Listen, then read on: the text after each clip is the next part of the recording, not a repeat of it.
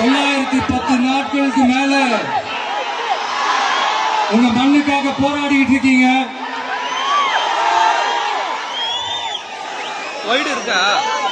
உங்க போராட்டத்தை பத்தி ராகுல் ஒரு பையன், சின்ன பையன் பேசுனதை நான் கேட்டேன். அந்த குழந்தையோட பேச்சு மனசு ஏதோ செஞ்சிருச்சு. உடனே உங்க எல்லாரையும் பார்க்கணும்னு தோணுச்சு, உங்க எல்லாரையும் கூட பேசி ஆகணும்னு தோணுச்சு, உங்க எல்லாரும் கூட நான் நிற்பேன், நீ தொடர்ந்து நிற்பேன் சொல்லணும்னு தோணுச்சு.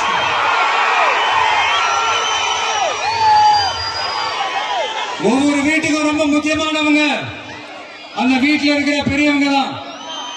அதே மாதிரிதான் நம்ம நாட்டுக்கு ரொம்ப முக்கியமானவங்க உங்களை மாதிரி விவசாயிங்க தான். அதனால உங்களை மாதிரி விவசாயிகளோட காலடி மண்ணை தொட்டு கும்பிட்டுதான் என்னோட பயணத்தை தொடங்கணும்னு ஒரு முடிவோட தான் இருந்தேன். அதுக்கு சரியான இடம் இதுதான் எனக்கு தோணுச்சு.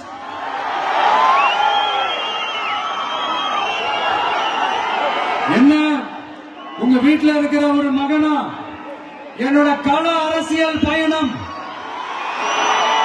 உங்களோட ஆசீர்வாதத்தோட இங்கிருந்து தான் தொடங்குது. நம்மளுடைய முதல் மாநில மாநாட்டில் நம்ம கட்சியினுடைய கொள்கையை பத்தி நான் எடுத்து சொன்னேன். அதுல ஒண்ணுதான் இயற்கை வள பாதுகாப்பு. சூழலியல் மற்றும் காலநிலை நெருக்கடியை எதிர்கொள்ளக்கூடிய இயற்கைக்கு ஊறு விளைவிக்காத பகுதிசார் மாநில வளர்ச்சி பரவலாக்கம், இதான் நாம் அறிவிச்ச அந்த கொள்கை. இதை நான் இங்க சொல்றதுக்கு காரணம் ஓட்டு அரசியலுக்காக இல்ல.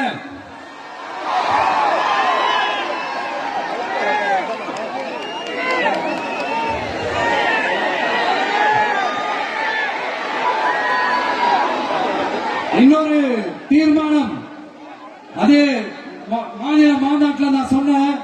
அது விவசாய நிலங்கள் பாதுகாப்பு கொள்கை தீர்மானம். அதுல காஞ்சிபுரம் மாவட்டம் பரந்தூரில் 1000க்கும் மேற்பட்ட ஏக்கர் பரப்பளவில் 13 நீர்நிலைகளை அடிச்சு சென்னையை நிரந்தரமாக வெள்ளக்காடாக்கும் திட்டத்தை ஒன்றிய மாநில அரசுகள் கைவிட வேண்டும் வலியுறுத்தின. அது மட்டுமல்லாம இந்த மண்ணுக்காகவும் மக்களுக்காகவும் நம்ம விவசாயிகள் பாதிக்கிற இந்த திட்டத்துக்கு எதிராக சட்ட போராட்டம் நடத்தவும் தயங்க மாட்டோம்னு சொல்லியிருந்தோம். அதை இங்க உங்க முன்னாடி ரொம்ப ஸ்ட்ராங்கா வலியுறுத்துறேன். இந்த பிரச்சனையில நான் உங்களோட உறுதியா நிற்பேன். இன்னொரு முக்கியமான விஷயம், நம்மள ஆண்டுகிட்டு இருக்கிற ஒன்றிய அரசுக்கும் மாநில அரசுக்கும் நான் சொல்லணும்னு நினைக்கிறேன். நான் இங்க வளர்ச்சிக்கு எதிரானவெல்லாம் கிடையாது. ஏர்போர்ட்டை வரக்கூடாதுன்னு நான் சொல்லல, இந்த இடத்துல வரக்கூடாதுன்னு நான் சொல்றேன். இதெல்லாம் சொல்லலன்னு இவன் வளர்ச்சிக்கு எதிரானவன் அப்படி இப்படின்னு சொல்லி ஒரு கதையை கட்டி ஆரம்பிச்சிருவாங்க.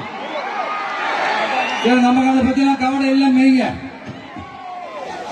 எல்லாத்துக்கும் மேல இன்னைக்கு இந்த பூமியில வாழ்ற எல்லா உயிரினங்களோட இருப்பையும் புவி வெப்பமயமாதல் பயமுறுத்திட்டு இருக்கு. அதனுடைய ரிசல்ட் தான் ஒவ்வொரு வருஷமும் இந்த மழை காலத்துல வெள்ளத்துல சென்னை சிட்டி எப்படி தத்தளிச்சுக்கிட்டு இருக்கிறத நம்ம பாக்குறோம். இப்ப ரீசன்ட் டைம்ல எடுத்த ஒரு அறிவியல் ஆய்வுல ஒவ்வொரு வருஷம் சென்னையில வர ஃபிளட்டுக்கு காரணமே இங்க இந்த சுற்றுவட்டார பகுதியில் இருக்கிற சதுப்பு நிலங்களை நீர்நிலைகளை அழிச்சது தான் சொல்லுது. இப்படி ஒரு சூழல் இருக்கும்போது 90% ஆஃப் விவசாய நிலங்கள் 90% ஆஃப் நீர்நிலைகளை அழிச்சு இங்க இந்த பரந்தூர் விமான நிலையத்தை கொண்டு வரணும்னு எடுக்கிற அந்த முடிவை எந்த அரசா இருந்தாலும் அது மக்கள் விரோத அரசா தான் இருக்க முடியும்.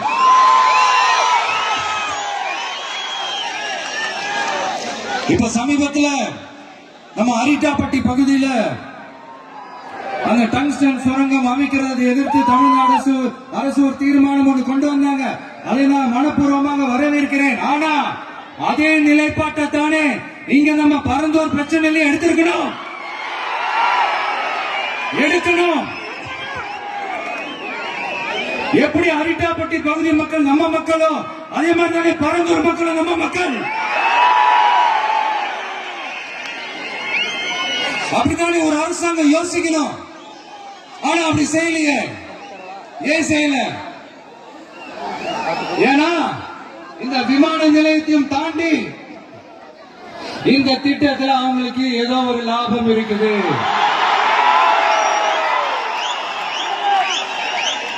அத நம்ம மக்கள் தெளிவா புரிஞ்சு வச்சிருக்கிறாங்க. நம்மளுடைய ஆட்சியாளர்களுக்கு ஒரு சில கேள்விகள். நீங்க எதிர்கட்சியா இருக்கும் போது 8 வழிச்சாலையை எதிர்த்தீங்க, அந்த காட்டுப்பள்ளி துறைமுகத்தை எடுத்தீங்க. அதே தானே இங்கேயும் அதே நிலைப்பாடு தானே இங்கே எடுக்கணும். எதிர்கட்சியா இருக்கும் போது விவசாயிகளுக்கு ஆதரவு, ஆளுங்கட்சியா இருக்கும் போது விவசாயிகளுக்கு எதிர்ப்பா? எனக்கு புரியலையே.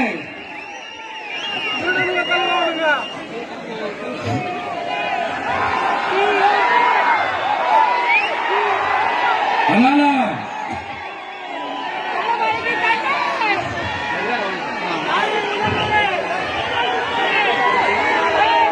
இனிமேலும் சொல்றேன், உங்க நாடகத்தெல்லாம் பார்த்துக்கிட்டு மக்கள் சும்மா இருக்க மாட்டாங்க.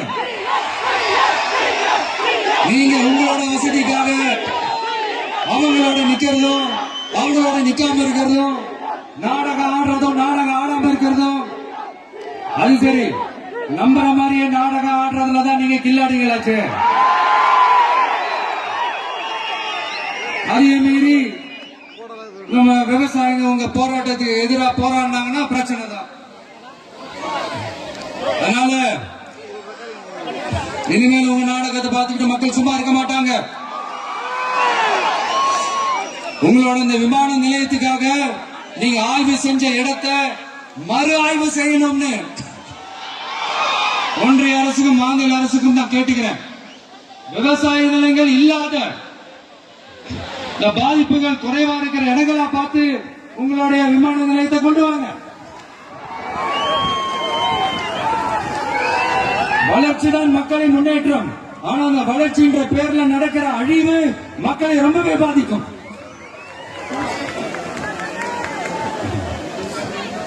நீங்க எல்லாரும் உங்களுடைய ஊர் கிராம தேவதைகளான கொல்லமட்டால் அம்மன் ஆலயம்,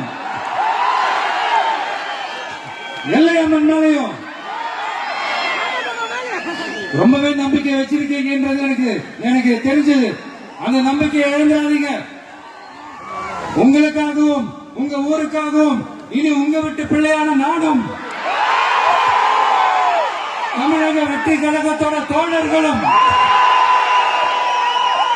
சட்டத்துக்கு முற்பட்டு எல்லா வழிகளிலும் உங்களோட உறுதி அளிப்பேன். உங்களோட ஊருக்குள்ள ஏகனாபுரம் ஊருக்குள்ள வந்து அந்த திடல்ல தான் உங்க எல்லாரையும் மீட் பண்ணணும்னு நினைச்சேன்.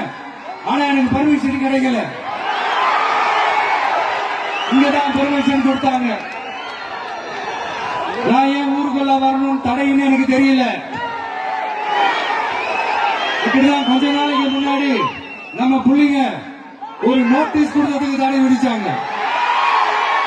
ஒரு துண்டு சீட்டு நம்ம பிள்ளைங்க கொடுத்ததுக்கு.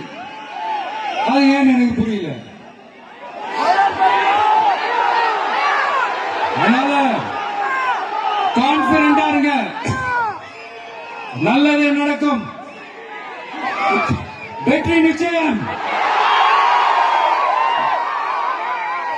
மீண்டும் சந்திக்கும் வரை நன்றி, வணக்கம்.